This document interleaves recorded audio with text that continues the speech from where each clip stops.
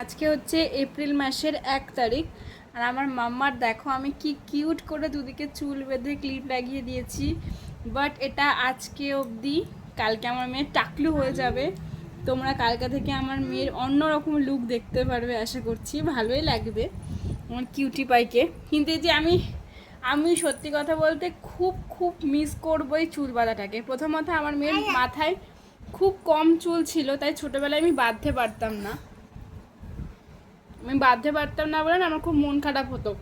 সব বাচ্চাদের দেখতাম ওকে বাঁধতে পারতাম না বলে, কিন্তু আমি ওকে মানে এই যে হ্যাঁ খাচ্ছি তুমি খাও, কিন্তু আমি এখন ওর না কোথাও গেলেই খুব সুন্দর করে চুল বেঁধে দিই।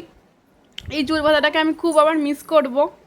কি কিউট লাগে আমার মেয়েটাকে। আমার মা একটু ঘোরো,